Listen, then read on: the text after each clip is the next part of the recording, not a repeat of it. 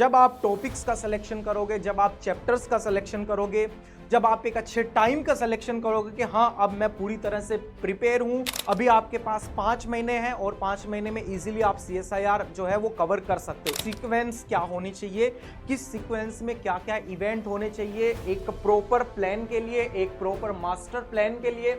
जब आप cut off के लिए तैयारी करोगे तो आप कट ऑफ से डेफिनेटली डाउन रहोगे। तो कभी ये सोच के तैयारी मत करना कि कट ऑफ तक हमें जाना है। हेलो एंड नमस्कार, स्वागत है आप सबका PWIIT JM CSIR net YouTube channel पे।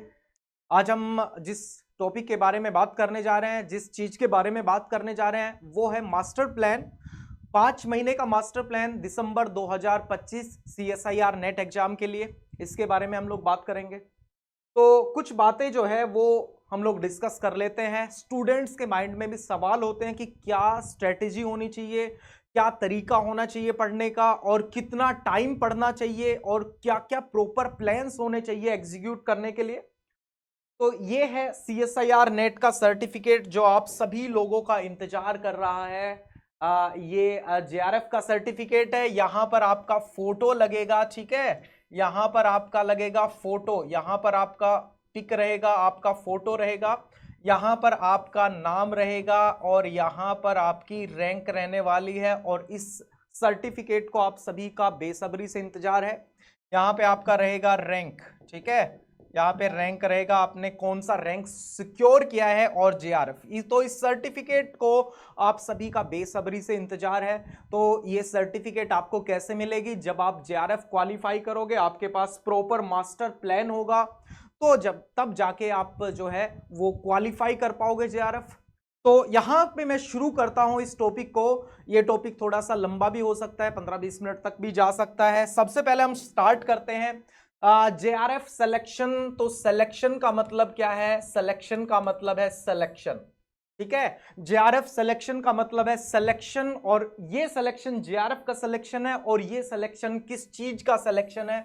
सबसे पहले एक प्रॉपर टाइमिंग का सिलेक्शन है कि किस टाइम पे आप माइंड मेकअप करते हो। ये टाइम का सिलेक्शन है कि किस टाइम पे आप माइंड मेकअप करते हो कि भाई आपको अब जो है सीरियस होकर JRF की तैयारियों में लग जाना चाहिए। दूसरी बात ये है सिलेक्शन किस बात का? ये है सिलेक्शन चैप्टर्स का सिलेक्शन है। ये कि आपको चैप्टर्स का सिलेक्शन करना पड़ेगा, आपको चैप्टर्स सेलेक्ट करने पड़ेंगे कि कौन कौन से चैप्टर्स हमें सेलेक्ट करने हैं। ये है सिलेक्शन। टॉपिक्स का सिलेक्शन रहेगा कि आप टॉपिक्स कौन से सेलेक्ट कर रहे हो।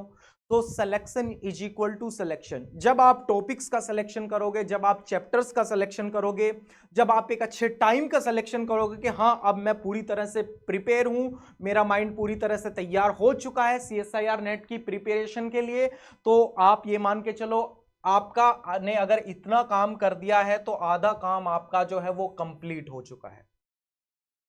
इसके बाद हम लोग क्या करते हैं? इसके बाद हम लोग बात करते हैं सिलेबस के बारे में बात करते हैं। तो आपको सिलेबस का प्रिंट आउट आप सभी को निकाल लेना है कि सिलेबस में क्या क्या चीजें हैं, उसके बारे में बात करते हैं। अब मैं सीक्वेंस वाइज चीजों को लेकर के चलता हूं कि सीक्वेंस क्या होनी चाहिए, किस सीक्वेंस में क्या क्या इवेंट होने चाहिए, एक प्रॉपर प्लान के लिए, एक प्रॉपर मास्टर प्लान के लिए। ये हमारे पास CSIR नेट दिसंबर 2025 का मास्टर प्लान है ये। तो सबसे पहले make a mind again. Again का मतलब इसलिए क्योंकि CSIR के बैच जो है वो शुरू हो चुके हैं और कुछ पार्ट वहां पे कवर हो चुका है। अभी आपके पास 5 महीने हैं और 5 महीने में इजीली आप CSIR जो है वो कवर कर सकते हो। Easily in the sense of कि 5 महीने में आप कवर कर सकते हो, ठीक है। इजी जो आया है वर्ड वो 5 महीने के लिए आया है, लेकिन मेहनत आपकी पूरी लगनी है यहां पे, ठीक है, मेहनत पूरी लगेगी। सबसे पहले अपने माइंड को दोबारा से तैयार करो, मेक ए माइंड अगेन। दोबारा से अपने माइंड को तैयार करो कि हाँ 5 महीने तो हैं, तो क्या मुझे CSIR की प्रिपरेशन करनी चाहिए? तो अगर आपका माइंड मेकअप हो चुका है, आप तैयार हो कि आप अब CSIR की प्रिपरेशन कर सकते हो, definitely you should go for this preparation, 5 महीने की प्रिपरेशन। तो सबसे जरूरी चीज कौन है CSIR की प्रिपरेशन के लिए और इस मास्टर प्लान में इंक्लूड होने के लिए? सबसे पहले जरूरी कौन है? सबसे पहले जरूरी हो आप सबसे ज्यादा जरूरी हो, क्योंकि आप डिसाइड करोगे कि हां अब मैं तैयार हूं और मैंने अपने माइंड को समझा लिया है कि 5 महीने की मेरे को पूरी अच्छे से तैयारी करनी है, अच्छे से पढ़ना है। तो आप तैयार हो अपने CSIR के प्रिपरेशन के लिए। उसके बाद है take a batch as soon as possible. Batch क्यों लेना है? बैच इसलिए लेना है ताकि आप वहां पे रेगुलर क्लास कर सको, ताकि आपको एक प्लान मिल सके कि इस पर्टिकुलर टाइम पे ये चैप्टर ये यूनिट कवर होगी, तो आप उसी के साथ साथ वो चीजें कवर करते चले जाओ। प्लान आपको बैच इसलिए लेना है ताकि आप कंसिस्टेंसी मेंटेन कर सको। आपको पता है कि रेगुलर क्लास होंगी तो रेगुलर हमें पढ़ना पड़ेगा, इसलिए भी आपको बैच लेना पड़ेगा। तो बैच के दो बेनिफिट है, एक तो आपकी कंसिस्टेंसी बनी रहेगी, और दूसरी बात ये, आपको पता है कि मंडे को क्लास होनी है, इसलिए मंडे की भी क्लास होनी तो आपको मंडे को पढ़ना पड़ेगा, ट्यूसडे को क्लास होनी है ट्यूसडे को भी आपको पढ़ना पड़ेगा। तो आपका एक रिदम सेट हो जाएगा जब आप बैच लोगे उस पर्टिकुलर टाइम पे। तो अभी बैच शुरू हो चुके हैं, CSIR के बैच शुरू भी हो चुके हैं, और आप थोड़ा सा डिले हो गए हो, तो उस सीक्वेंस में आप क्या कर सकते हो? आप ये कर सकते हो कि आप जो उस बैच में चल रहा है उस बैच पे आप फोकस कर सकते हो। जो बैच आपका चल रहा है आप उस पर्टिकुलर बैच पे फोकस कर सकते हो, in the sense of what, कि जो अभी उस बैच में करंटली टॉपिक पढ़ाया जा रहा है, आप बैकलॉग्स को छोड़ो और उस करंट टॉपिक से शुरुआत करो। बैकलॉग्स जो है वो आपके वीकेंड्स पे जो है वो होते रहेंगे। जब आपने एक बैच ले लिया है, आपने प्लान बना लिया है कि ये वाला बैच ले लिया गया है और इसमें क्लासेज शुरू हो चुकी है, नया टॉपिक शुरू हुआ है, बैकलॉग जो है वो अभी कुछ है, लेकिन हमें शुरुआत करनी है। जो टॉपिक चल रहा है उसी बैच में, उसी टॉपिक से हमें शुरुआत करनी है। हमें भूल जाना है कि उस बैच में क्या है। इसी दौरान, इसी ड्यूरेशन पे आपने बैच लिया, उसी टाइम पे आपको क्या करना है? सिलेबस के बारे में मैं बता चुका हूं कि सिलेबस को आपको प्रिंट आउट निकालना है, और यहां पर आपको यूनिट्स का सिलेक्शन करना है। क्या? यूनिट्स का सिलेक्शन करना है कि आपको कौन कौन सी यूनिट आपको तैयार करनी है। तो डिफरेंट डिफरेंट सब्जेक्ट में डिफरेंट डिफरेंट यूनिट होती है, तो उसके बेसिस पे जैसा आपके जो सीनियर्स हैं वैसा बोलते आए हैं, या जैसे टीचर्स बोलते हैं, उसके अकॉर्डिंग आप यूनिट का सिलेक्शन कर सकते हो। तो यहां पे आपको यूनिट्स को भी सिलेक्ट करना पड़ेगा, कौन कौन सी यूनिट आपको करनी है। तो जब आप यूनिट सेलेक्ट करोगे तो हो सकता है कि कोई यूनिट आपकी आपने बहुत अच्छे से तैयार कर ली है, स्ट्रांगली तैयार कर ली है, और कोई यूनिट आपके लिए नई हो सकती है, कोई टॉपिक नया हो सकता है, तो उस पर थोड़ा सा और फोकस करना है। तो जो आपके यहाँ पे स्ट्रॉन्ग पार्ट हो सकते हैं और कुछ आपके वीक पार्ट भी हो सकते हैं, तो वीक पार्ट पे थोड़ा सा ज्यादा फोकस हमें देना पड़ेगा। एक तो ये बात हो गई। तो एक बैच जल्दी से जल्दी, जितना जल्दी हो सके एक बैच ले लिया जाए, और बैच में जो टॉपिक चल रहा है उसी को पकड़ के स्टार्ट कर दी जाए चीजें। और जब से आपने बैच लिया है उसके बाद से आपकी कोई एक सिंगल क्लास भी स्किप नहीं होनी चाहिए, क्योंकि अगर आपने क्लास स्किप कर दी, इस बात का मतलब यह है कि आपको आगे की चीजें समझ में नहीं आएंगी। इसलिए कोई क्लास स्किप नहीं करनी है। जिस दिन जो क्लास करवाई जा रही है वो क्लास उसी दिन तैयार होनी चाहिए। ये नहीं कि अगली क्लास में आप बैठ गए हो और पुरानी वाली क्लास को आपने रिवाइज नहीं किया, आपको उसके बारे में कुछ नहीं आता है, आपने जस्ट क्लास अटेंड की, कुछ प्रॉपर नोट्स नहीं बनाए और आप अगली क्लास में बैठ गए। इस बात का मतलब यह है कि आप आगे की क्लास जान नहीं पाओगे। सो नेवर स्किप एक क्लास। जब से आप बैच लेते हो ट्राई करो कि आप क्लास स्किप ना करो, और बाय चांस इमरजेंसी में कोई क्लास स्किप करनी भी पड़ जाए तो उसको जितना जल्दी हो सके उतना जल्दी आप उसको कवर करो। जब बैच ले लिया है, पहली बार आप कोई क्लास शुरू करने जा रहे हो, या आपको पता है कि बैच ले लिया है और उस बैच में आने वाले टाइम में ये टॉपिक्स करवाए जाएंगे, ये यूनिट्स करवाई जाएंगी, तो उसके अकॉर्डिंग अपना 5 महीने का प्लान बनाया जाए। 5 महीने का प्लान बनाया जाए, साथ में टाइम टेबल भी बनाया जाए, और प्लानर में देख के, बैच के प्लानर में देख के आप एक पूरा 5 महीने का एक प्लान बनाओगे, और उस प्लान में मेंशन करोगे कि आपको कितने आवर्स का स्टडी रेगुलर करना है, बिना किसी रुकावट के। बिना किसी रुकावट इन द सेंस ऑफ कि आपको रेगुलर स्टडी करनी है। कोई भी दिन ऐसा नहीं होना चाहिए जिस दिन आपने पढ़ाई छोड़ दी। तो रेगुलरिटी जो है वो आपको मेंटेन करनी पड़ेगी, क्लास को लेकर के भी, रिवीजन को लेकर के भी, और पीवाईक्यू सोल्व करने को लेकर भी आपको रेगुलरिटी मेंटेन करनी पड़ेगी। ठीक है। तो आपको टाइम टेबल बना लेना है, 5 महीने तक आपको क्या करना है, आप इनिशियली रफ टाइम टेबल बनाते चले जाओगे। ठीक है, रफ टाइम टेबल बनाओगे और रफ टाइम टेबल में मेंशन करोगे कि 1 महीने में प्लानर के अकॉर्डिंग इतनी यूनिट्स कवर हो रही है, तो उस 1 महीने में मेरा उन यूनिट्स का इतना रिवीजन होना चाहिए और कुछ पीवाईक्यू भी होने चाहिए। दूसरे महीने में इतनी यूनिट कवर होनी चाहिए, तो मेरी इस वाली यूनिट और इस वाली यूनिट, जो इस महीने में यूनिट हुई, जो इस महीने में चैप्टर्स हुए, उन दोनों का फिर एंड में रिवीजन होना चाहिए। इस हिसाब से फिर आपका प्लानर भी बनना चाहिए। आप जितना पॉसिबल हो सके पहले अपनी थ्योरी को स्ट्रॉन्ग बनाने की कोशिश करना, जितना हो सके थ्योरी को स्ट्रॉन्ग बनाने की कोशिश करना। देखो, बिना पीवाईक्यू के भी आपका सिलेक्शन नहीं हो सकता, कि आप बिल्कुल पीवाईक्यू नहीं करोगे तो आपको आइडिया ही नहीं होगा, और बिना थ्योरी के भी आपका सिलेक्शन नहीं होगा, क्योंकि पीवाईक्यू करने के लिए भी थ्योरी चाहिए। तो पीवाईक्यू थ्योरी दोनों साथ साथ चलेंगे। आपको पीवाईक्यू की भी प्रैक्टिस करनी पड़ेगी, थ्योरी को भी स्ट्रॉन्ग बनाना पड़ेगा, और आपके वीकली और मंथली रिवीजन होने चाहिए। देखो, ये बहुत इंपॉर्टेंट बात है, ये वीकली रिवीजन करने का तरीका और मंथली रिवीजन करने का तरीका बहुत इंपॉर्टेंट रोल प्ले करेगा। आपने एक वीक में एक चैप्टर कवर किया, उस वीक के एंड पे उस चैप्टर का रिवीजन किया जाएगा। आपने अगले वीक दूसरा चैप्टर कवर किया क्लास में, अगले वीक के एंड पे जो अभी किया है उसका भी रिवीजन होगा, और जो पहले किया है उसका भी रिवीजन होगा, प्लस आपको पीवाईक्यू भी लगाने पड़ेंगे।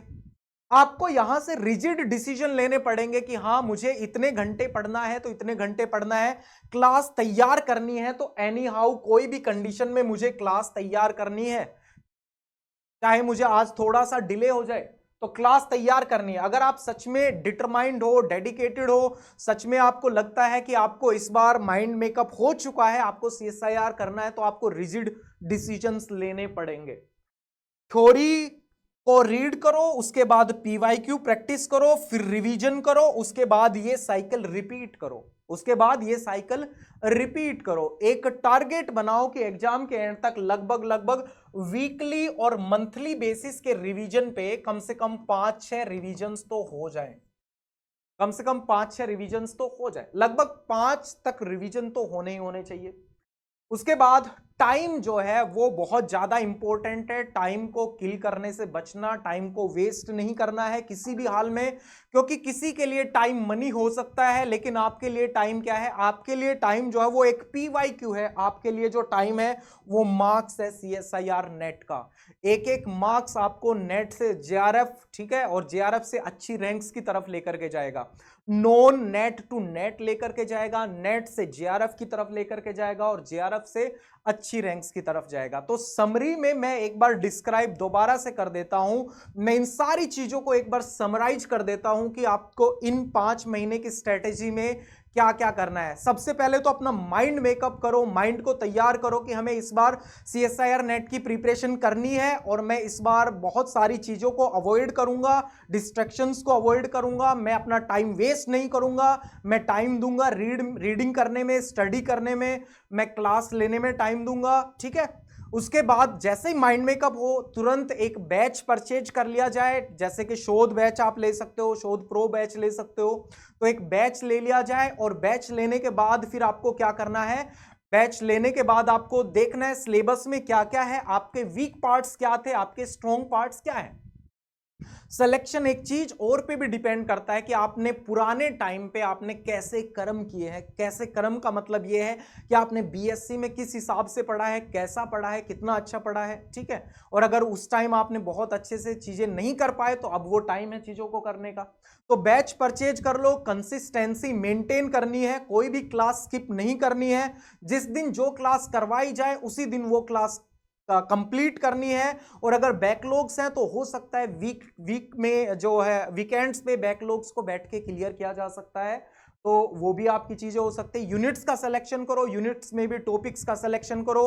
आपके पास अपने सारे के सारे हथियार होने चाहिए, इन द सेंस ऑफ आपके पास अपना सिलेबस का प्रिंट आउट होना चाहिए, आपके पास बुक्स होनी चाहिए, आपके पास पीवाईक्यू होने चाहिए, सैंपल पेपर विद आंसर हो तो बहुत बढ़िया है, और सोल्ड पीवाईक्यू है तो भी बढ़िया है, कोई इशू नहीं है। तो आपके पास पीवाईक्यू होने चाहिए लगभग 5 से लेकर के 10 साल तक के PYQ जो है वो आपके पास एटलीस्ट होने चाहिए। अगर आप 5 के भी लगाते हो, अगर आप 5 के भी PYQ लगाते हो 5 साल के, तो भी कोई आपत्ति नहीं है। 10 साल के लगा लेते हो तो और भी अच्छी बात है। अगर आप कम ईयर्स के लगा रहे हो, मींस आप थ्योरी पे फोकस कर रहे हो। उसके बाद आप टाइम टेबल बनाओ कि इतना डेली पढ़ना है। क्लास के अलावा, क्लास कवर करने के बाद, क्लास जैसे 2-2 घंटे की क्लास बैच में चल रही है, तो क्लास के अलावा हमें इतना खुद से पढ़ना है और क्लास को प्रिपेयर भी करना है। तो वो एडिशनल टाइम रखो कि बुक्स को रीड करना है, PYQ प्रैक्टिस करने हैं। तो मिनिमम ये मान के चलो कि कुछ स्टूडेंट्स के लिए daily study other than class 6 से 8 घंटा हो सकती है। तो ये एग्जाम जो है पूरा प्रॉपर टाइम मांगता है, नॉलेज बेस्ड एग्जाम है ये, तो आपको वो टाइम जो है वो देना पड़ेगा। PYQ जो है उसको अवॉइड मत करना बिल्कुल भी। PYQ प्रैक्टिस करने हैं बहुत अच्छे से, थ्योरी पढ़नी है, PYQ लगाने हैं, रिवीजन करना है और रिपीट करना है। ये साइकिल, पूरी साइकिल रिपीट होगी, ठीक है। और बहुत ज्यादा ये भी रिले नहीं करना है कि एक चीज मैं यहां से, थोड़ा चीज यहां से पढ़ लूं, थोड़ा चीज वहां से पढ़ लूं, थोड़ा चीज वहां से पढ़ लूं। कोशिश करो एक रिसोर्स से पढ़ने की कोशिश करना, इधर उधर भटकने की कोशिश मत करना। और ये चीज मैक्सिमम लोगों के लिए लागू होती है। हो सकता है बहुत सारे स्टूडेंट्स जो है उस चीज को टैकल कर पाए, ठीक है। तो रिसोर्स एक रखना है आप सभी को कि यहां से पढ़ना है और इस तरह से चीजें जो है वो मेंशन करनी है। तो एक टाइम बनाना है, 5 महीने का ये टाइम रहेगा और इस टाइम में इस महीने ये होगा, इस महीने ये होगा। बेस्ड ऑन आपने जो बैच लिया है उस बैच में कौन से चैप्टर, कौन सी यूनिट करवाई जा रही है, उसके बेसिस पे मंथली आपका 5 महीने का प्लान बनेगा। साथ में अपना एडिशनल कुछ एड ऑन भी कर सकते हो आप उसमें कि आपको ये करना है, ठीक है। दूसरों के भरोसे बिल्कुल मत रहना है कि भाई ये टॉपिक मुझे वो करवाएगा, ये टॉपिक मुझे वो करवाएगा। एक कहावत है ना, आप मरे तो ही स्वर्ग दिखेगा, ठीक है। तो जब आप खुद से किसी टॉपिक में घुसोगे तब आप उसकी डेप्थ को जान पाओगे, तब आप एक बेटर अंडरस्टैंडिंग डेवलप कर पाओगे। इसलिए दूसरों के भरोसे बिल्कुल ये मत रहना कि वो टॉपिक मुझे मेरा दोस्त करवा देगा या इस चीज की हेल्प मेरा दोस्त कर देगा, PYQ मुझे वहां से मिल जाएंगे। नहीं, अपनी सारी चीजें खुद कलेक्ट करो और उसके बाद फिर चीजों को लेकर के चलो। PYQ भी कलेक्ट करो, आपके पास स्टडी मटेरियल होना चाहिए, एक बैच ले लो, प्रॉपर नोट्स बनने चाहिए ताकि उन नोट्स को आप लास्ट में जो है वो रिवाइज कर सको। तो ये स्ट्रेटेजी रहने वाली है सभी स्टूडेंट्स के लिए। तो और एक चीज और भी इंपॉर्टेंट बात है कि बहुत सारे बच्चे ये सोचते हैं कि हम लोग तैयार करें। कितना तैयार करें? केवल उतना तैयार कर लेते हैं कि भाई जहां तक हम लोग कट ऑफ को क्लियर कर लें। जब आप कट ऑफ के लिए तैयारी करोगे तो आप कट ऑफ से डेफिनेटली डाउन रहोगे। तो कभी ये सोच के तैयारी मत करना कि कट ऑफ तक हमें जाना है। तैयारी ये करना है कि मैक्सिमम पोटेंशियल हम अपना कितना यूटिलाइज कर सके, मैक्सिमम नंबर के लिए तैयारी करनी है, मैक्सिमम मार्क्स के लिए तैयारी होती है, कभी भी कट ऑफ के लिए तैयारी नहीं होती। जो स्टूडेंट ये सोच के चलता है कि कट ऑफ जितना मेरे को नंबर लेकर के आने हैं और बस उससे हो जाएगा, तो आप डेफिनेटली उससे काफी पीछे रह जाएंगे। आप कुछ एडिशनल सोच के बैठोगे तब आपके कुछ उससे नीचे के लेवल तक नंबर आएंगे। आप 150 सोच के बैठोगे तब आप 120 125 तक पहुंच पाओगे। 160 सोचो, 180 सोचो, ऐसे सोचो, तब जाके 150 140 तक आप पहुंच पाओगे। इसलिए कट ऑफ के चक्कर में नहीं पड़ना है, मैक्सिमम कवर करने की कोशिश करनी है कि मैक्सिमम नंबर्स के लिए हम लोग ट्राई करें। तो क्या CSIR नेट 5 महीने में तैयार किया जा सकता है? यस, तैयार किया जा सकता है। किसका योगदान रहेगा? आपका योगदान रहेगा, ठीक है। आपका योगदान कैसे रहेगा? क्योंकि आपको ही डिटरमाइंड होना पड़ेगा कि हाँ मैं तैयार हूं, मैं अपना टाइम दूंगा, डिस्ट्रैक्शन से बचूंगा, ठीक है। और जो भी चीजें मेरा टाइम वेस्ट कर रही हैं उन चीजों को मैं कुछ टाइम के लिए साइड कर दूंगा और अभी मैं 5 महीने अपना तैयारी पे दूंगा, बिल्कुल हार्ड वर्क करूंगा। उसके बाद फिर बाकी जो चीजें हैं वो सारी की सारी आपके लिए इजी हो जाएंगी। तो ये जो सर्टिफिकेट अभी मैंने शो किया है ये JRF की सर्टिफिकेट है। आप सभी का इंतजार कर रही है JRF की सर्टिफिकेट, ठीक है। तो जो स्टूडेंट इस पे हार्ड वर्क करेगा उसको ये सर्टिफिकेट इशू हो जाएगी, ठीक है। CSIR की तरफ से होगी, मेरी तरफ से नहीं होगी, PW की तरफ से नहीं होगी, ठीक है। So wish you all the very best to all the aspirants. जो भी स्टूडेंट 2025 के लिए तैयारी करने जा रहे हैं, दिसंबर 2025, ऑल द बेस्ट। हो सकता है, डेफिनेटली हो सकता है, बस आपका डिटर्मिनेशन चाहिए, आपका डेडिकेशन चाहिए, आपका ही हार्ड वर्क उसमें लगने वाला है और किसी का कुछ खास नहीं। बाकी कंसिस्टेंसी मेंटेन करके रखनी है और वो कंसिस्टेंसी तब इजीली आ जाएगी। थोड़ा सा आप डिटरमाइंड हो, एक बैच खरीद लो, बस उसको पकड़ के आप चलते रहो चलते रहो, और जो भी आपके टीचर्स बोलते जाएं वो सारी चीजें आप सुनते जाओ और उसी को इम्प्लीमेंट करते जाओगे तो सब चीजें हो जाएंगी। तो ये थे कुछ चीजें जो कि आप सभी स्टूडेंट्स को करनी चाहिए अपनी प्रिपरेशन में। तो wish you all the very best. Hopefully आप सभी बहुत अच्छा अपने एग्जाम में करें। Thank you very much and all the best again.